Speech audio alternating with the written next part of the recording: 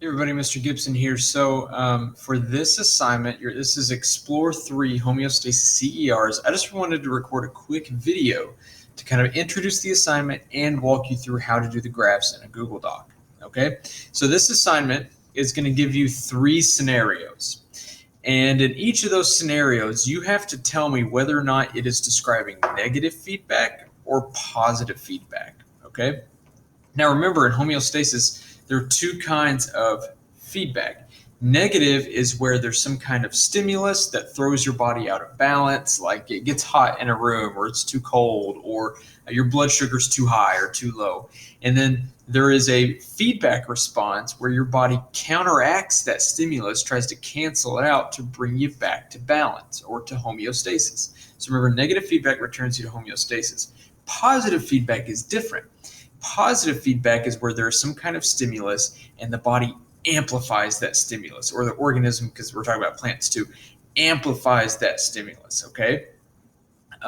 Makes it bigger. So for example, like platelets or contractions during childbirth, there's a stimulus and then that stimulus just keeps getting stronger and stronger and stronger. It's not ever canceled out. Okay, so those are your 2 options today for when you're writing your CER. So in each of these 3 scenarios, like I said, you're going to tell me in your claim, this scenario is describing negative feedback, or this scenario is describing positive feedback. And then your evidence, you have to draw a graph showing either negative feedback or positive feedback. Now you may remember that the negative feedback graph looks quite a bit different from the positive feedback. So let me show you how to draw each one.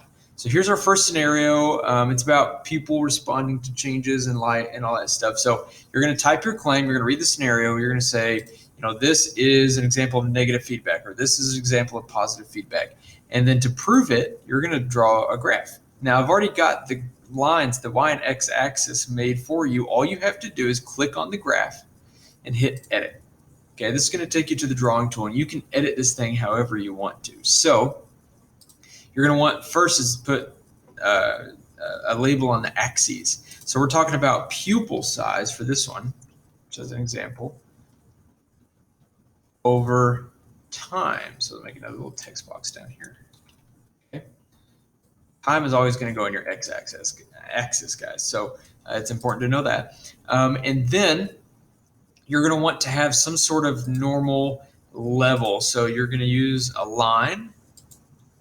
You're going to draw a line right here that even tells you like what's a straight line. I think that's what that's there for. Okay, so there's our normal level, let's say.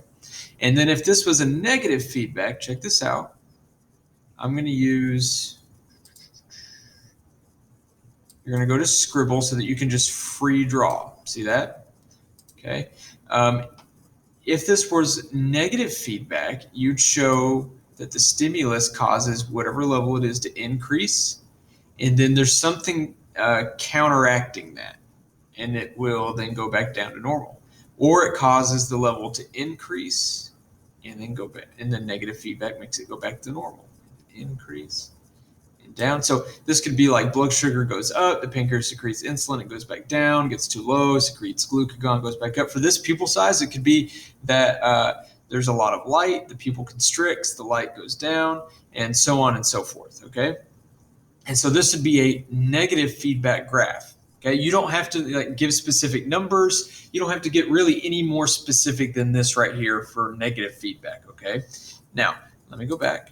Now, if you think this is positive feedback, for example, for pupil size, if you think that the more light there is, the bigger the pupil gets, then you would show, it would hover around normal, and then when there's a stimulus, it shoots way up and then levels off a little bit, okay?